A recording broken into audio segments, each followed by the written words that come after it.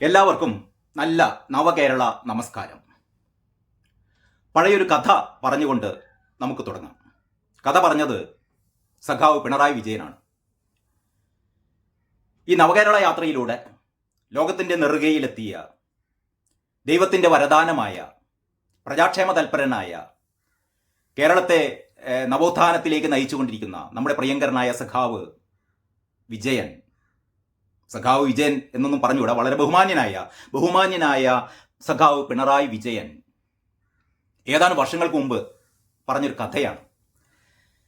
കൃത്യമായി പറഞ്ഞാൽ 2009 ഡിസംബർ മാസം, ഇതേപോലെ ഡിസംബർ മാസം 25-ാം തീയതി തിരുവനന്തപുരത്ത് ശംഖുമുഖത്തിൽ നടന്ന ഒരു മഹാസമ്മേളനത്തിൽ പ്രസംഗിക്കുന്നതിനിടെ വിജയൻ സഖാവ് പറഞ്ഞ കഥ.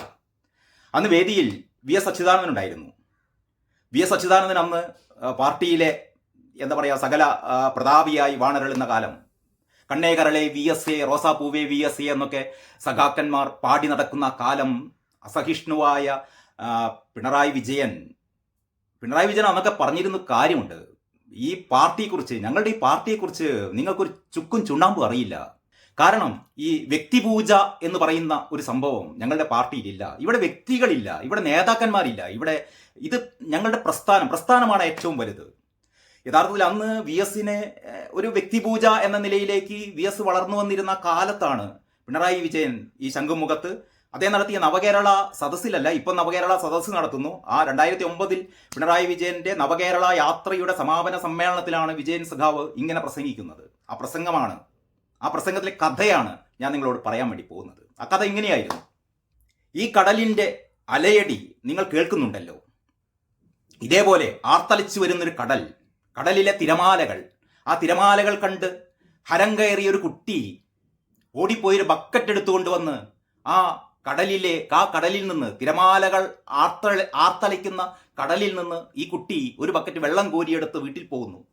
എന്നിട്ട് ആ ബക്കറ്റിലെ വെള്ളത്തിലേക്ക് കുട്ടി നോക്കി.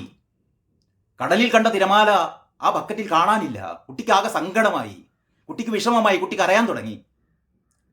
അവസാനം ദയതോന്നിയ ഈ ബക്കറ്റിലെ വെള്ളം കുട്ടിയോട് പറഞ്ഞു, കുട്ടി, എനിക്ക് തിരമാലയാവാൻ കഴിയില്ല. തിരമാലയാവാൻ സമുദ്രത്തിനേ കഴിയൂ. സമുദ്രത്തിൻ്റെ മാർത്തട്ടിനോട് ചേർന്ന് നിൽക്കുമ്പോൾ മാത്രമേ എനിക്ക് തിരമാലയായി ആർത്തലയ്ക്കാൻ പറ്റൂ.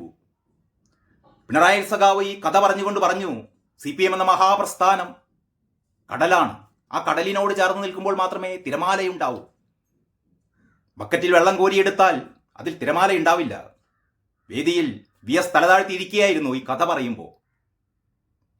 വി എസിനെ ആ കൊച്ചുകുട്ടിയോട് ഉപമിച്ചുകൊണ്ട് പിണറായി സഖാവ് ധാർഷ്ട്യത്തോടെ പറഞ്ഞ കഥ ഇന്ന് ആവർത്തിക്കുകയാണ്. ഈ നവകേരള സദസ്സിൽ പിണറായിയെക്കുറിച്ച് പാടിപ്പുകഴ്ത്തുകയാണ്. വാഴ്ത്തുപാട്ടുകളാണ്.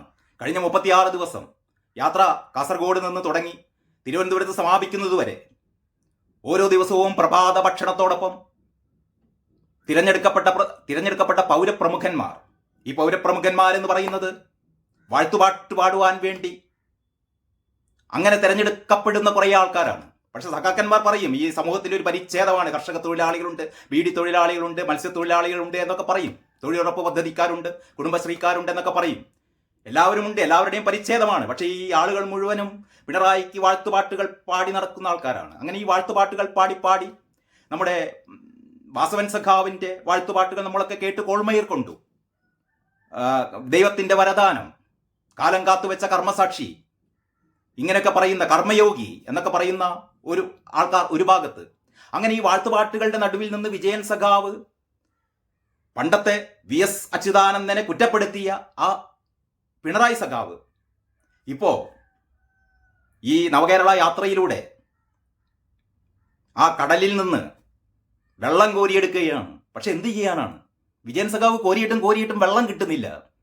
കടലാകെ വറ്റിപ്പോയിരിക്കുന്നു. CPM എന്ന് പറയുന്ന അന്നത്തെ ആർത്തലച്ചു വരുന്ന കടൽ ഇന്ന് ഒരു തുള്ളി വെള്ളം പോലും ഇല്ലാതെ വറ്റിക്കിടക്കുകയാണ്. പ്രത്യേകിച്ചും അവസാനത്തെ ഈ വറ്റൽ ഇടയാക്കിയത് ഈ നവകേരള സദസ്സ് തുടങ്ങുമ്പോൾ രക്ഷാപ്രവർത്തനം എന്ന പേരിൽ കേരളത്തിൽ ആദ്യമായി ഇങ്ങനെ ഒരു യാത്ര നടത്തുമ്പോൾ സ്വാഭാവികമായി ഇത്തരത്തിലുള്ള യാത്രകൾക്കൊക്കെ പ്രതിഷേധങ്ങളുണ്ടാവാം. വളരെ സ്വാഭാവികമാണ്. പ്രതിഷേധത്തിൻ്റെ ഏറ്റവും ചെറിയൊരു രൂപമാണ് കരിങ്കൊടി പ്രകടനം എന്നത്. അങ്ങനെ കരിങ്കൊടി പ്രകടനം നടത്തിയ യൂത്ത് കോൺഗ്രസ്സുകാരെ, KSUക്കാരെ പാർട്ടി ഗുണ്ടകളെ കൊണ്ട് തല്ലിച്ചതച്ച്, ഗൺമേനെ കൊണ്ട് തല്ലിച്ചതച്ച്, ഭിന്നശേഷിക്കാരനെ പോലും ചാടിച്ചവിട്ടി കനാലിലേക്ക് തള്ളി, ഈ കരിങ്കൊടി പ്രകടനത്തിന് നേതൃത്വം കൊടുത്തവരുടെ വീട് കയറി ആക്രമിച്ച്, പോലീസ് സ്റ്റേഷനിൽ കയറി ആക്രമിച്ച്, ഇങ്ങനെ എല്ലാവിധ കൊള്ളരുതായ്മകളും നടത്തി അടിയോടടിയായി അവസാനം തിരിച്ചടിക്കുമെന്ന് പറഞ്ഞ വി ഡി സതീശനെയും കെ സുധാകരനെയും ഒക്കെ കലാപകാരികളാക്കി. ഞങ്ങൾക്കേ അടിക്കാൻ അവകാശമുള്ളൂ, ഞങ്ങൾ അടിക്കും, പക്ഷെ തിരിച്ചടിക്കരുത്, തിരിച്ചടിച്ചാൽ അത് കലാപമാണ്. ഈ രീതിയിൽ ഈ നവകേരള യാത്ര നടത്തി പ്രതിച്ഛായ വർദ്ധിപ്പിക്കാനാണ് അത്ര നടത്തിയത്. പക്ഷേ ഈ 36 ദിവസത്തിന് ശേഷം എന്താണ് സംഭവിച്ചതെന്ന് ഈ നാട്ടിലെ ജനങ്ങൾക്കൊക്കെ അറിയാം.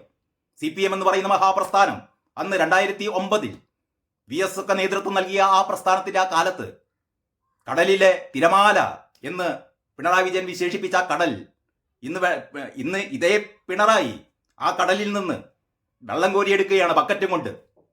പക്ഷേ കോരിയിട്ടും വെള്ളം കിട്ടുന്നില്ല, കിട്ടുന്നത് ചെളിയാണ്, ചെളി മാത്രം.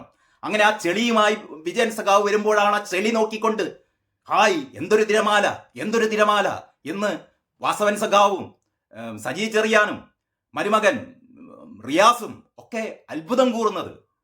എല്ലാ 20 മന്ത്രിമാരും ആഹ്ലാദിക്കുകയാണ്, ഉച്ചത്തിൽ ആക്രോശിക്കുകയാണ്, ഉച്ചത്തിൽ അട്ടഹസിക്കുകയാണ്. എന്തൊരു തിരമാല. കഷ്ടം എന്നല്ലാതെ എന്ത് പറയാനാണ്?